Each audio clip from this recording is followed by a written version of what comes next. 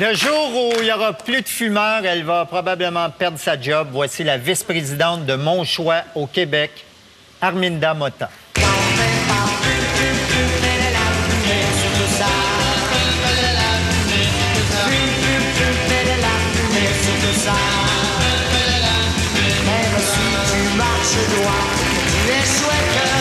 Vous êtes la vice-présidente de la section québécoise de Mon Choix, une association sans but lucratif vouée à la défense des droits des fumeurs adultes au Canada.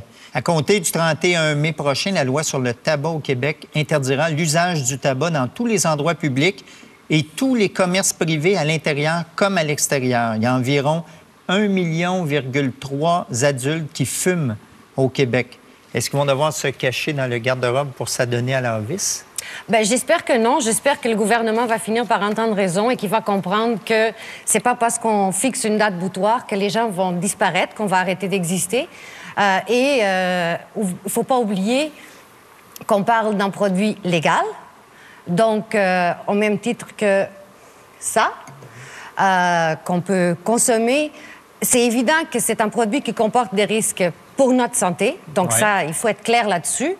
Mais à partir du moment que moi, en tant qu'adulte, je décide de consommer un produit que je sais qu'il comporte des risques pour ma santé, mais je suis prête à les assumer, c'est pas au gouvernement de venir m'interdire de consommer ce produit-là dans toutes circonstances ou à peu près. Vous parlez des lieux publics, mais là, on parle aussi de lieux privés où c'est interdit. Par exemple, dans des clubs privés, il sera interdit aux membres d'un club privé de décider s'ils veulent ou pas avoir un fumoir, par exemple. Alors, comment se fait-il que le gouvernement va aussi loin que de dire à des membres d'un club privé, bien, vous n'avez pas le droit? Non, mais si le gouvernement dit ça, c'est parce que c'est lui qui paye les frais de santé, probablement. S'il y a des maladies causées par le tabagisme, c'est toute la société qui va payer pour ça. Très heureuse que vous ayez posé la question parce que les fumeurs canadiens payent 9 milliards de dollars par année en taxes au gouvernement. Selon Statistique Canada, on en coûte 4 milliards par année en soins de santé directs et indirects. Donc, il y a un profit net de 5 milliards. Donc, c'est pas vrai qu'on en coûte. Ils en font de l'argent avec nous. Votre parallèle avec le vin n'est pas nécessairement exact, il me semble, parce que vous, si vous prenez une gorgée de vin, moi, je ne peux pas attraper une cirrhose du foie. Si vous fumez une cigarette, moi, je peux attraper un cancer.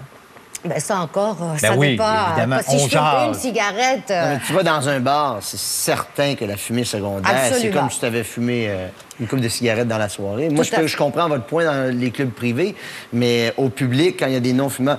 Tu sais, exactement, si la cigarette pouvait se prendre comme un verre de vin, il n'y avait pas de problème, mais là, c'est que ça se promène, cette fumée-là. Mais l'impact de l'alcoolisme sur une famille entière, c'est vraiment des causes directes là, sur les gens qui vivent avec les gens qui ont des problèmes d'alcoolisme. Donc, qu'est-ce qui est pire, là, boire ou fumer? On dit qu'un alcoolique affecte directement la vie de 15 personnes autour de lui. Je veux d'aucune façon diminuer ou minimiser les risques qui sont reliés à l'usage de tabac, d'aucune façon. Par contre, c'est qu'à partir du moment où je fume dans un endroit et dans des circonstances qui ne dérangent aucun non-fumeur, pourquoi je ne pourrais pas le faire? Pourquoi c'est au gouvernement de décider de gérer mon bien-être personnel à moi? Et c'est le même gouvernement qui me vend ce produit-là, qui me le taxe à 70 %. Donc, tout ce qu'on dit, c'est au gouvernement, arrêtez de faire les hypocrites et soyez clairs avec les fumeurs.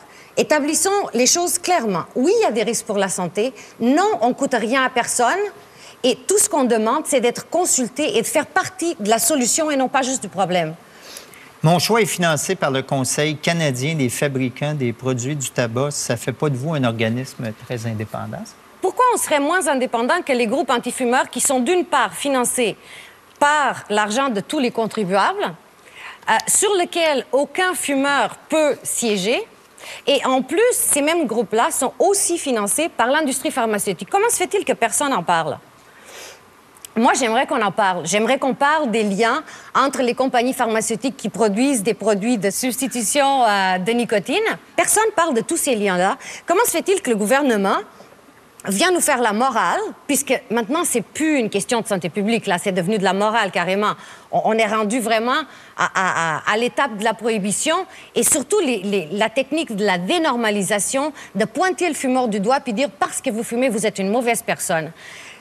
On fait le test avec les fumeurs et ensuite, déjà aux États-Unis, on a commencé avec d'autres groupes. Déjà ici, on le voit avec la façon dont on regarde les obèses. Cette chaîne-là a déjà commencé à tourner. Et ça, à notre avis, c'est complètement inacceptable. On n'a pas le droit de cibler un groupe de personnes et de dire parce que vous consommez tel produit ou parce que vous ne faites pas les exercices, vous ne prenez pas votre jus d'orange, donc vous ne suivez pas la recette du gouvernement, automatiquement, vous êtes pointé du doigt et vous êtes une mauvaise personne. Pourquoi et tout le monde me pointe? Ben ouais, toi, t'es pauvre, toi, hein? Moi, T'as rien fait. Fumez-vous beaucoup? Juste savoir, est-ce que vous êtes vraiment une grosse fumeuse? Ben, vous n'êtes pas grosse, c'est ça que je veux dire. Merci. Mais est-ce que je veux dire, fumez-vous beaucoup? Est-ce Non. que vous êtes une passionnée de la cigarette? Absolument pas, ça n'a rien à voir. Ça, la Êtes-vous cigarette... une fumeuse ou une lobbyiste professionnelle? Non, je suis une fumeuse, mais les gens dans mon équipe, la plupart ne fument pas, donc c'est pas du tout un critère, ça n'a rien à voir. Ici, on parle de liberté de choix et on parle de la responsabilité individuelle de chaque citoyen. Mais tout ce qu'on dit, nous, on est parfaitement d'accord avec l'objectif du gouvernement. Vous êtes pour un avenir sans fumée. Absolument. On n'est pas d'accord avec les moyens. C'est tout. Arminda, la présidente du Conseil du Trésor, Monique Jérôme-Forgette, qui a rencontré les propriétaires de bars cette semaine parce qu'ils s'inquiètent d'une perte de 20 de leur clientèle. Mais en même temps, où tu vas aller? Je veux dire, tu vas t'habituer, là. Tu vas pas rester chez vous, faire go gang, on fume à la maison, là. Exactement. Tu vas sortir pareil. Là. Les parties illégaux, les bars underground qui vont ouvrir comme ça se fait partout ailleurs. Alors, à qui ça va profiter? Ça va profiter au crime organisé, ça va créer toute une économie parallèle underground et en bout de ligne, écoutez, juste l'année dernière, selon le ministère des Finances, ils ont perdu 117 millions de dollars à cause de la contrebande. Moi, madame, j'ai une question. Absolument. Si vous me permettez. Oui. Vous, est-ce que vous aimeriez ça arrêter de fumer? Mais on veut tous arrêter de fumer. Tout le monde, j'ai déjà arrêté à plusieurs reprises, j'ai recommencé comme la plupart des fumeurs, et on le sait que pour arrêter, il ne faut pas se décourager, ça prend plusieurs tentatives avant de réussir. Mais ce qui est indécent dans cette histoire-là, c'est que le gouvernement continue à percevoir des taxes énormes, à vendre les cigarettes, et on vous empêche de les fumer. Moi, je suis non-fumeur, mais je comprends pas. Attention, François, sans ça, ils vont augmenter les taxes sur le vin. Fais bien attention à ce que tu dis. Tu joues un jeu dangereux. Ailleurs, hein? Mais c'est quand même indécent. Et c'est là où je suis d'accord avec vous, cette liberté-là. On nous enlève une liberté. On met des produits en vente libre partout, mais on vous empêche de les consommer. En vertu de cette loi-là, chaque citoyen pourra aussi jouer à la police du tabac en dénonçant les méchants fumeurs, puisqu'une ligne téléphonique sans frais sera mise en place. Est-ce qu'on va devenir des stools de la boucane? Absolument. Et c'est là qu'on a un problème avec l'approche du gouvernement.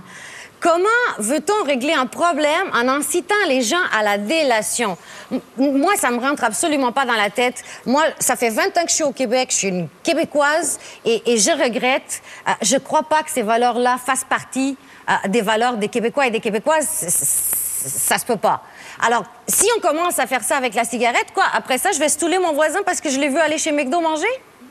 Elle m'a pointé encore. Je vais pas chez McDo.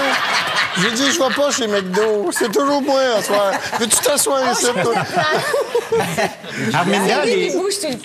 Arminda, les clubs de cigares échappent à cette réglementation. Pourquoi est-ce qu'il y a une loi pour les riches et une autre pour le peuple? Moi, je dis toujours qu'il y a une loi maintenant pour les nantis et une autre pour les anéantis. Alors, l'absurdité de cette règle-là, c'est que, donc, tous les bars, les restaurants, tous les endroits, vous ne pourrez plus fumer nulle part, même l'extérieur est réglementé. À l'extérieur des établissements de santé et d'éducation, vous avez un périmètre de 9 mètres ou alors le périmètre du terrain à respecter. Sinon, vous êtes fautif, évidemment. Par contre, le salon de cigares, c'est très intéressant. Vous pouvez... Encore... Non, je suis là, regarde. Je suis un personnage. Je fume le cigare. Justement. Okay. Mais comment on fume le cigare? Mais non! Comme ça. Okay. Alors, si vous faites comme ça, vous êtes in. au Québec. Oui. Si vous faites ça, Je comprends, il y a vous êtes bien out. du monde qui font ça comme ça au Québec. Voilà. Alors, pour l'histoire du cigare, ce qui est intéressant, Oui. c'est que les fumeurs de cigares vont pouvoir continuer à aller dans leur cigar lounge, confortablement installés, fumer leur cigare, prendre leur porto, hein, ou leur whisky, whatever. Ça, il n'y a aucun problème. Les endroits qui existent vont pouvoir continuer à exister. Par contre, vous n'aurez pas le droit d'y fumer la cigarette. Seulement le cigare et la pipe. Arminda, qui sont les plus intolérants, les non-fumeurs ou les ex-fumeurs? Les ex-fumeurs. Moi, j'aimerais que le gouvernement fasse une étude là-dessus. Comment se fait-il que les ex-fumeurs deviennent des ayatollahs Faites attention avec ces mots-là. là. Ah ouais. Je suis capable de m'assumer, là, il n'y a pas de OK. problème. Mais comment se fait-il que ces gens-là... Regarde-moi. Non, je suis un magnifique. Oui, je suis un ayatollah. OK. Un turban. C'est pas ton nom, j'ai un turban. Oui. On va changer de Non, Oui. toi, c'est la pile qui t'intéresse, toi. Je sais, moi. Tiens, c'est... J'ai renvoyé le noir.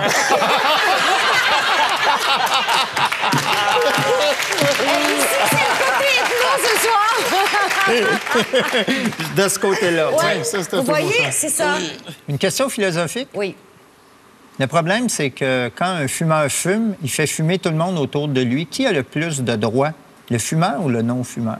À partir du moment qu'il y a quelqu'un qui ne fume pas à côté de moi, je ne fumerai pas si ça la dérange. Par contre, pourquoi on ne pourrait pas avoir des endroits, que ce soit des cafés, des restaurants, des bars, peu importe, qui soient clairement identifiés? Ici, c'est un lieu fumeur. Écoutez, on parle de la liberté de commerce. Un commerçant qui ouvre un bar, un restaurant ou peu importe, c'est à lui de décider quel type d'établissement il veut avoir, quel type de clientèle aussi il veut avoir. Alors, si moi, mon restaurateur préféré et mon bar préféré, il décide de rester fumeur, pourquoi pas? Si c'est clairement... Personne n'est obligé de rentrer dans ces lieux-là. C'est pas des lieux publics dans le sens que c'est pas la gare de train, c'est pas l'arrêt d'autobus, c'est pas l'aéroport. Mais ça pourrait pas fonctionner, ça. Pourquoi? Parce que c'est logique. Le gouvernement embarquera jamais là-dedans. Merci! Impossible. Merci! Impossible. Depuis le 31 janvier, les détenus dans les prisons fédérales n'ont plus le droit de fumer. Est-ce qu'un séjour dans une prison fédérale est une méthode reconnue pour arrêter de fumer?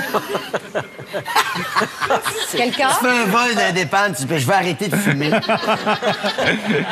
contre, ce qui est intéressant, c'est que le ministre de la Santé nous a dit que la loi québécoise va être la loi la plus stricte au monde. Il faut qu'on donne l'exemple. Par contre, ce qui est drôle, c'est que les prisons fédérales, à partir du 1er janvier, comme vous l'avez si bien dit, c'est interdit de fumer. Par contre, au Québec, ils vont pouvoir continuer à fumer. Ouais. Moi, en tant que citoyenne responsable, excellente contribuable, je respecte les lois et je vais toujours continuer à les respecter et j'incite personne à la désobéissance civile.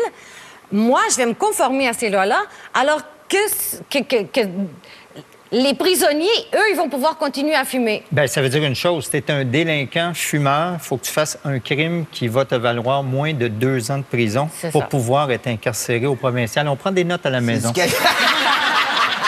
Merci, Arminda. On vous revient tout de suite après la pause. Ne la laisse pas tomber, elle est si fragile.